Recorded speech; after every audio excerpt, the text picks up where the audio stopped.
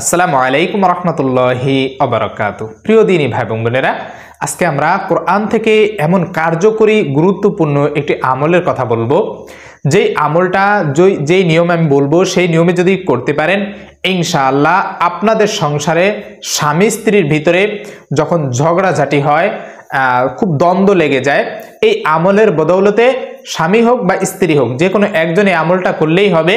তাদের সংসারে জীবনে আর কখনো ঝগড়া হবে না, তাদের সংসারে মন মালিন্য বা দ্বন্দ্ব কোনো কিছুই আপনার সংসারে আসতে পারবে না ইনশাআল্লাহ। প্রিয় দিনী ভাই বোনেরা, এই আমলটা করার পদ্ধতি রয়েছে কিছু। এই আমলটা করার আগে অবশ্যই আপনি অনুমতি নেবেন, অনুমতি নিয়ে আমলটা করবেন ইনশাআল্লাহ। যদি আমলটা করতে পারেন তাহলে যেভাবে বললাম ইনশাআল্লাহ দেখবেন যে আপনাদের সংসারে কখনোই অশান্তি আসবে না, এবং ধৈর্যের সাথে আপনারা সুন্দরভাবে যদি সংসার পরিচালনা করেন, মৃত্যু পর্যন্ত দুনিয়ার এমন কোনো অপশক্তি নাই, খারাপ শক্তি নাই, যেটা আপনাদের সংসারে আপনাদের স্বামী স্ত্রীর ভিতরে ফাটল ধরাতে পারে। অনেক সময় দেখা যায় শত্রুতাবশত স্বামী এবং স্ত্রীর ভিতরে কুফরি কালামের মাধ্যমে, জাদুটোনার মাধ্যমে দ্বন্দ্ব তৈরি করে দেয়। কুফরি কালামের মাধ্যমে স্বামী স্ত্রীর ভিতরে দ্বন্দ্ব তৈরি করা একেবারে সহজ একটা বিষয়, যার কারণে অনেকেই চাইলেই স্বামী স্ত্রীর ভিতরে দ্বন্দ্ব তৈরি করে দিতে পারে। কিন্তু আপনিও যদি কোরআনী আমলে একটু শক্তিশালী হন, কোরআনী আমল যদি আপনার জানা থাকে, এই নিয়মিত এই আমলগুলো যদি আপনি করেন, তাহলে সেই ক্ষেত্রে দুনিয়ার যত প্রকার কুফরি শক্তি আছে, জাদুটোনা, বানমারা যাই কিছু আছে, সব কিছুকে ধ্বংস করবে, আপনাদের সংসারকে একেবারে সব কিছু থেকে আগলে রাখবে। এজন্য এই আমলগুলো খুবই গুরুত্বপূর্ণ, আমাদের প্রত্যেকেরই উচিত এই আমলগুলো জেনে মেনে আমল করা।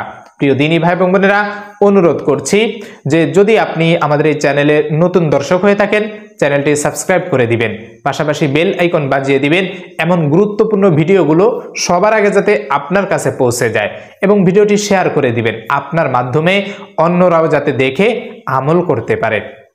তো কোরআনের কোন আয়াত পড়ে আপনি এই যে ছোট্ট একটা আমল, এই আমলটা করবেন, কোন নিয়মে করবেন?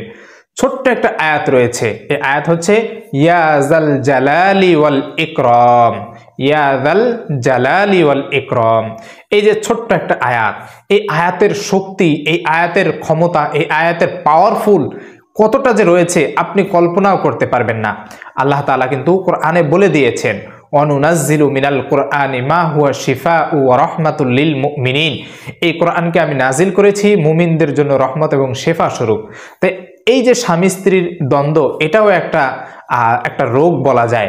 এই স্বামী স্ত্রীর ভিতরে ঝগড়া ফাসাদ, এটাও একটা রোগ বলা যেতে পারে। আর এগুলো থেকে মুক্তি পেতে কোরআনী এই আমলগুলো যদি আপনার জানা থাকে, তাহলে দেখবেন যে আপনাদের সংসারে এই ধরনের ঝগড়াঝাটি আর হবে না। আসলে সত্য কথা বলতে আমরা অনেক সময় কোরআনকে জানার চেষ্টা করি না, বোঝার চেষ্টা করি না, আমরা এগুলো এড়িয়ে চলি, আমরা মনে করি এগুলো বাহ্যিকভাবেই হয়ে থাকে। তাই এগুলো ভুল ধারণা। মানুষের সংসারে ওই যে বললাম কুফরি কালাম, জাদুটোনা, এগুলোর মাধ্যমেই বেশিরভাগ হয়ে থাকে।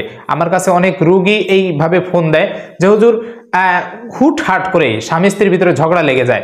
দেখা যায় স্ত্রী বলতেছে যে স্বামীর উপর আমি কোনো রাগ করি নাই, কিন্তু কোনো কারণ ছাড়াই আমার উপর কোনো একটা কথা বললেই, প্রয়োজনীয় কথা বললেই সে রেগে যায়। এমনটা ছিল না, যার কারণে এই জিনিসটা থেকে আমরা কিছুটা আঁচ করতে পারি। এরপরে যখন হাজিরা দেখি যে আসলে কি হয়েছে, তখন বুঝি যে আসলে এই ব্যক্তির উপর জাদুটোনা করা হয়েছে বা বদ জিনের মাধ্যমে চালান দেওয়া হয়েছে, এই সংসারটাকে যাতে ধ্বংস করা যায়, বিচ্ছেদ ঘটানো যায়। আর এগুলো করে থাকে বেশিরভাগ মানুষের যে পরিবারের লোকজন আছে, হতে পারে শাশুড়ি, হতে পারে ছেলের বাড়ির লোকজন, হতে পারে বা মেয়ের বাড়ির লোকজন, হতে পারে অথবা প্রতিবেশী যারা রয়েছে, প্রতিবেশীর ভিতরে হতে পারে বা আত্মীয় স্বজনের ভিতরে হতে পারে। কারণ কখনো যখন মানুষ একটু সংসারটাকে সুন্দরভাবে গুছিয়ে নেয়, সংসারটা সুন্দরভাবে করে, কোনো ঝগড়া ফেসাদ এগুলো না লাগে, তখন কিছু কিছু মানুষ আছে যাদের অন্তরে হিংসা ভরা থাকে, তারা চেষ্টা করে এই স্বামী স্ত্রীর সংসারটা কিভাবে নষ্ট করা যায়, সম্পর্কটা নষ্ট করা যায়। আর এর ফলে তারা এই যে কুফরি কালাম, জাদুটোনা, এগুলোর আশ্রয় নিয়ে থাকে। ওই যে শুরুতেই বলেছি, এগুলো করতে তেমন কিছু জিনিস লাগে না, সামান্য কিছু জিনিস হলেই হয়, এবং এগুলো করতে অনেক টাকারও প্রয়োজন হয় না। যারা কুফরি কালাম করে এরা সামান্য টাকা এগুলো করে দেয়, কারণ এগুলো তাদের কষ্ট মনে হয় না। এজন্য এগুলো থেকে সাবধান হয়ে যাবেন। যারা এগুলো করছে এবং যারা করাইতেছে উভয় কাফের হয়ে যায়, আর এর ফলে তারা সংক্ষিপ্ত দুনিয়া ভালো থাকলেও কিন্তু আখেরাত যেই বিশাল যে একটা সময়, অনির্দিষ্টকালের স্থায়ী যে একটা সময়, স্থায়ী কাল, সেই স্থায়ী কাল তার জাহান্নামে জ্বলতে হবে। তাই যারা এই কুফরি কালামের মাধ্যমে স্বামী স্ত্রীর দ্বন্দ্ব তৈরি করে দেন, স্বামী স্ত্রীর ভিতরে ঝগড়া ফাসাদ তৈরি করে দেন, তারা সাবধান হয়ে যান।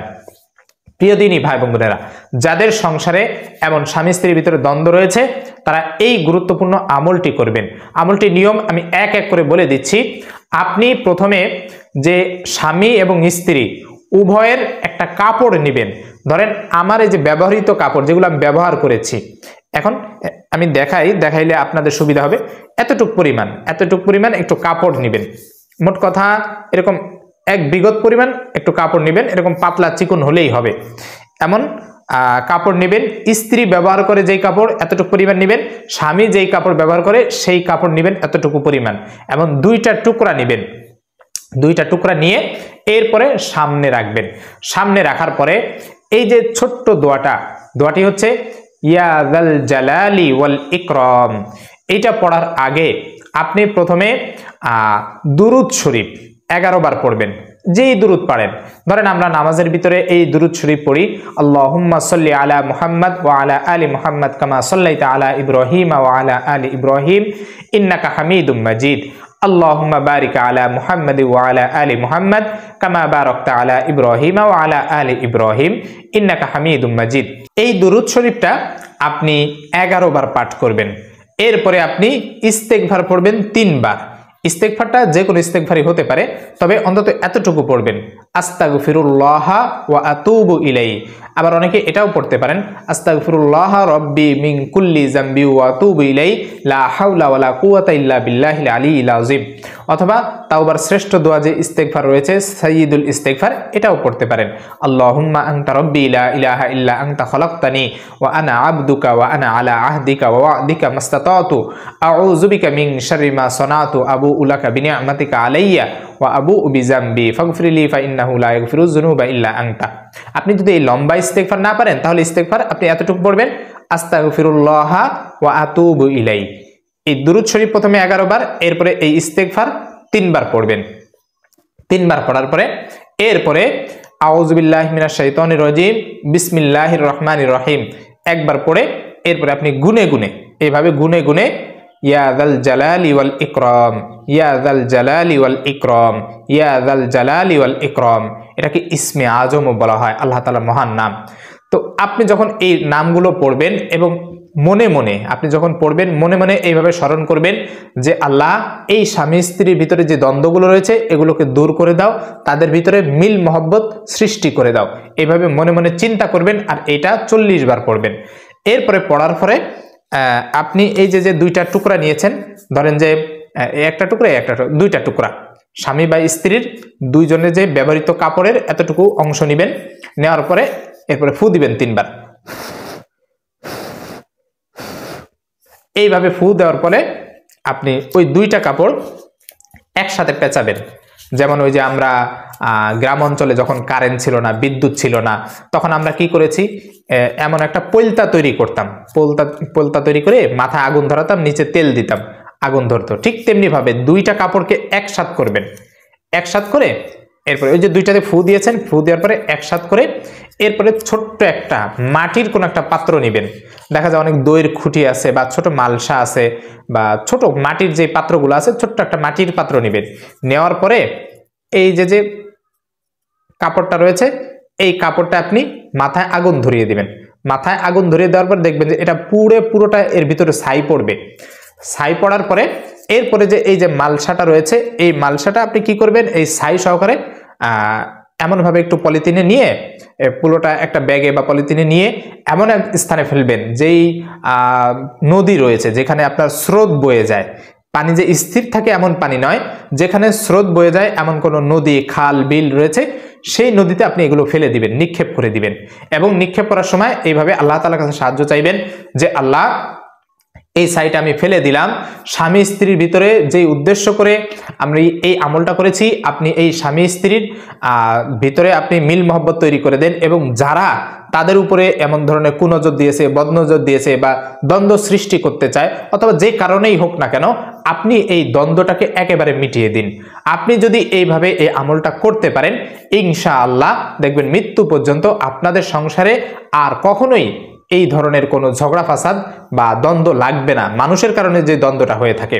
তবে হ্যাঁ, স্বামী স্ত্রীর ভিতরে কি একেবারেই দ্বন্দ্ব লাগবে না তা নয়, একটা মাটির কলস আর একটা মাটির কলস যখন একত্রিত হয় একটু একটু ধাক্কা লাগে, এটাই স্বাভাবিক। তো ছোটখাটো বিষয়ে অনেক সময় দেখা যায় কথা কাটাকাটি হয়, একটু ঝগড়া লাগে, আবার একটু পরে মিটে যাবে, এটা স্বাভাবিক বিষয়, এটা কোনো এরকম বড় বিষয় নয়। কিন্তু অনেক সময় যে অস্বাভাবিক যে ঝগড়াটা লেগে থাকে, যে ঝগড়ার কারণে একটা সময় এমন মনে হয় যে স্বামী স্ত্রীর সংসার বিচ্ছেদের পথে, ভাঙার পথে, তালাকের পথে এমন ঘটে যায়। তো এই জন্য এই যে বড় ধরনের জিনিসগুলো, এগুলো থেকে একেবারে মুক্তি পাবেন ইনশাআল্লাহ। এছাড়াও আমরা খুব কার্যকরী শক্তিশালী তদবির দিয়ে থাকি। আপনাদের যদি এমন সমস্যায় পড়েন, আমাদের যেই ভিডিও শুরুতে স্ক্রিনে নাম্বার দেওয়া হয়েছে, আপনারা এই নাম্বারে যোগাযোগ করবেন। যে কোনো ধরনের জিন জাদুর সমস্যা বা কুফরি কালাম বান মারা বা অবৈধ সম্পর্ক নষ্ট করা, এই ধরনের যত প্রকার সমস্যা রয়েছে এগুলোর জন্য আমাদের সাথে যোগাযোগ করবেন। ইনশাআল্লাহ আমরা কোরআন এবং হাদিসের আলোকে রুকিয়া এবং তদবির করে থাকি।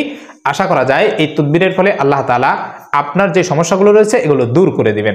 আল্লাহ তাআলা আমাদের সকলকে, প্রত্যেকটা পরিবারের এই ধরনের ঝগড়া ফাসাদ যা রয়েছে এগুলো দূর করে সুখ শান্তিতে সংসার করার তৌফিক দান করুন। আমিন ওয়া আখিরু দাওয়ানা আলহামদুলিল্লাহি রাব্বিল আলামিন। আসসালামু আলাইকুম ওয়া রাহমাতুল্লাহি ওয়া বারাকাতুহু।